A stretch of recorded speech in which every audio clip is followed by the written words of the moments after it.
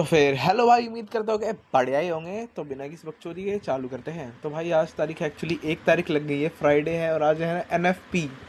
तो एक्चुअली ये trade recap है थर्सडे का, इसका मतलब 31 जुलाई 2025 का। ठीक है, तो कंफ्यूज मत होना। तो फिर बात जाती कल मैंने कैसे ट्रेड करी। तो कल का अच्छी ट्रेड गई, ऑलमोस्ट सारी मैं कह सकता हूँ। सबसे पहले बात हो जाते हैं लंदन सेशन पे, जीजे पे। तो कल मेरी जीजे की ट्रेड मिस होगी, जो कोई दिक्कत की बात नहीं है। ये देखो, ये ट्रेड थी मेरी, लेकिन ये मिस हो गई। बायस बताता हूँ सबसे पहले लंदन सेशन के। मार्केट देखो, करंट रीसेंट प्रोजेक्शन के हिसाब से चलेंगे। मार्केट ओवरऑल डाउन ट्रेड में, सबको पता चल रहा है, बिल्कुल पता चल रहा है। अब मार्केट है करंटली यहाँ पे। अब मार्केट के दो चांसेस है, डाउन ट्रेंड रिट्रेसमेंट, अपसाइड मतलब रिवर्स रिट्रेसमेंट दे रही है। हाँ, प्लस में कंटिन्यूशन सेटअप मिल सकता है potential in almost equal, relative equal highs के साइड में कंटिन्यूशन सेटअप इजीली मिल सकता है। बस मुझे इस डाउट उस टाइम पे इस फेयर वैल्यू गैप का था, मे बी क्या पता ये वाली जो बुलिश कैंडल है ये विगडप दे के डाउन साइड की तरफ चले जाए। तो मैंने प्रॉपर 5 मिनट पे ऑर्डर फ्लो का वेट करा कि कब बुलिश ऑर्डर फ्लो रिस्पेक्ट होगा विद थर्ड कॉन्फ्लुएंस। और जैसे ये टैप हुआ, मैं यार उस टाइम पता है यार क्या मैं बहाने ही मारूँ, मेरे घर की लाइट चली गई थी और इधर भयंकर फ़ोन में बैटरी कम थी।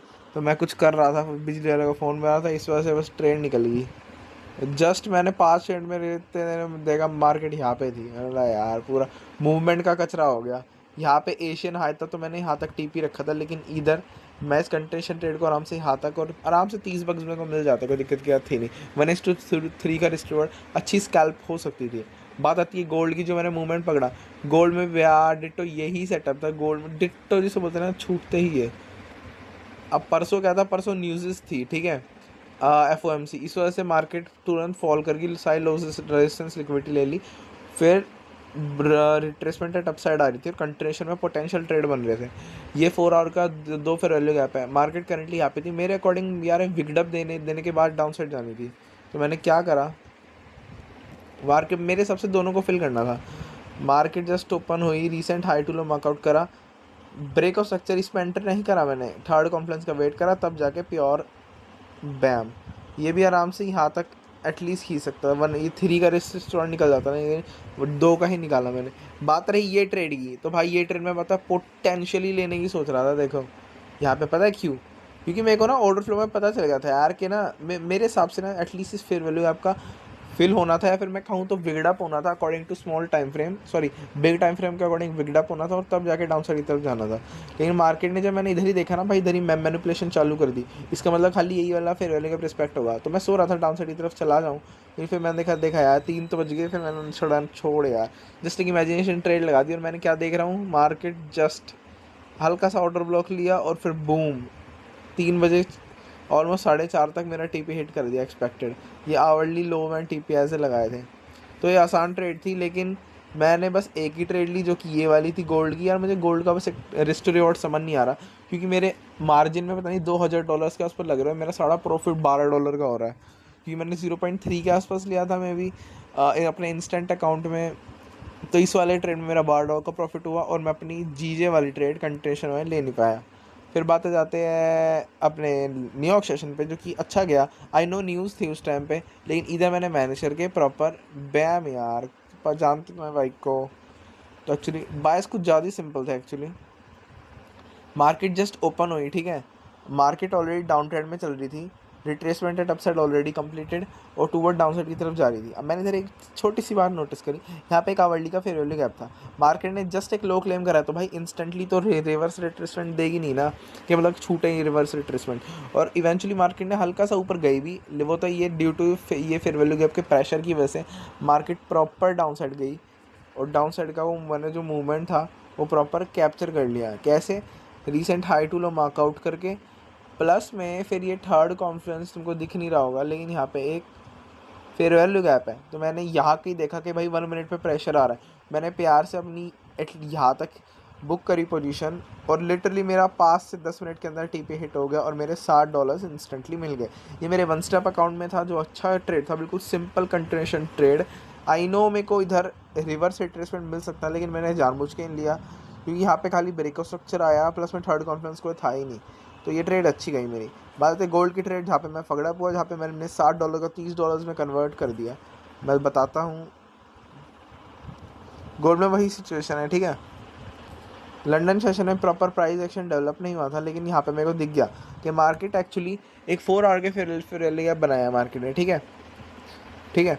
फिर मार्केट अभी करंटली रिवर्स रिट्रेसमेंट पे कंटिन्यूशन में है, जो कि फेयरवेल गैप को फिल आउट कर रही है। तो यार मैंने जस्ट एक सिंपल सी चीज़ सोची, मार्केट ऑलरेडी डाउन साइड में आके इस फेयरवेल गैप को 4 आवर का ही यहाँ पे भी था फिल कर चुकी है और टूवर्ड अभी अपसाइड जा रही है। इसका मतलब मार्केट अभी इंटरेस्टेड है कंटिन्यूशन टूवर्ड अपसाइड, मतलब ये जो रिट्रेसमेंट टूवर्ड अपसाइड है इसको कंटिन्यू करने में मेरे अकॉर्डिंग मार्केट को एटलीस्ट यहाँ तक या फिर विगडअप दे के फिर गैप को फिल करना था। तभी मैंने बाइंग पोजीशन लगाई बैक टू बैक 2, क्योंकि मेरे को बायस पे लिटरली कॉन्फिडेंट था। तो ये थी ट्रेड, दिखा देता हूँ। देखो पहली ट्रेड तो मैं बेवकूफ़ी मानूंगा, ठीक है, लेकिन दूसरी ट्रेड मेरी दिमाग के साथ थी। पहली ट्रेड में मैंने लिटरली थोड़ा इमोशनली अपना यहाँ पे ले लिया, क्योंकि यहाँ पे जस्ट विगड़प आया बुलिश, और फिर मैंने पोजीशन ले ली। इसमें मेरा कुछ $20 का लॉस हुआ। और फिर बात आती है इस वाली ट्रेड की, जैसे ही मैंने ये देखा, थर्ड कॉन्फ्रेंस पहली वाली ट्रेड में विदाउट इसके गया था। जैसे ही मैंने देखा कि यार ऑर्डर ब्लॉक का रिस्पेक्ट आ रहा है, इतनी बुलिश कैंडल बन गई, मैंने तुरंत यार यहाँ पे ट्रेड ले ली। और इवेंचुअली मेरा एटलीस्ट यहाँ तक गया, मेरा TP1 हिट होते होते बच गया।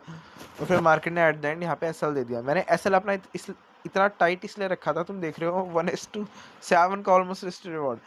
SL इतना टाइट इसलिए रखा था, जस्ट $8 का SL, क्योंकि यार मैं ऑलरेडी इसमें लॉस कर चुका था और रिस्क मैनेजमेंट का प्रॉपर फॉलो करा था।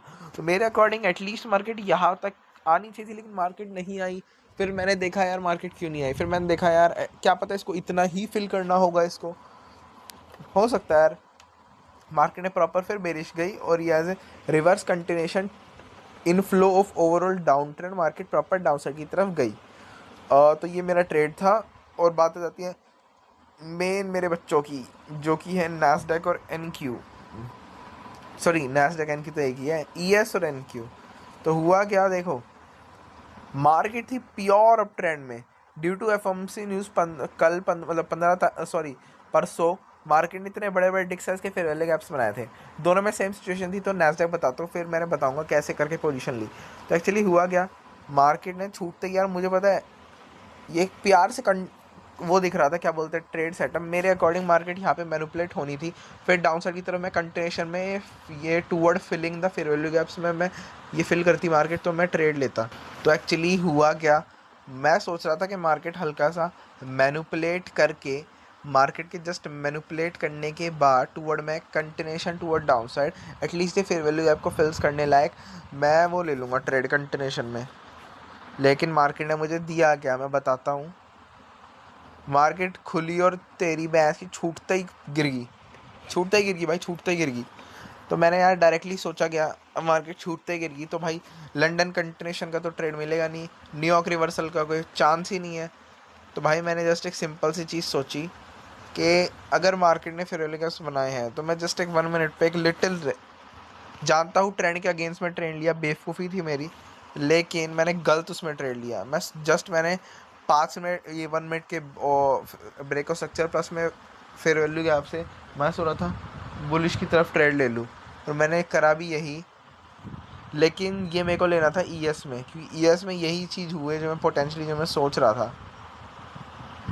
कहाँ गया कहाँ गया, ES में देखो मैंने कहीं नैस्डैक में यहाँ कहीं ट्रेड लिया, और ES में प्रॉपर वही चीज़ हुई है, और एटलीस्ट मेरे TP हिट हुए हैं।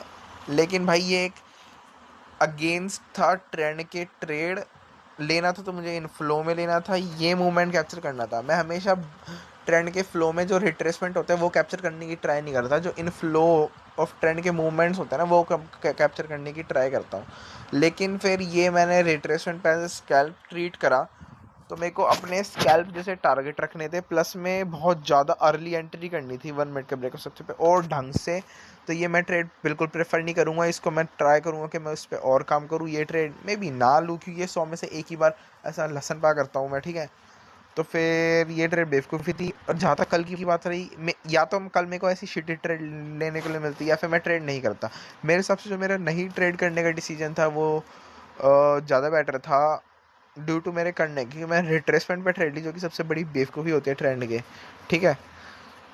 मैंने और नैस्डैक में भी इसलिए ली क्योंकि यार वो लैगिंग चल रहा था उस टाइम पे। मैंने सोचा यार क्या पता हो जाए, लेकिन क्या पता मेरे $12 का लॉस हो गया।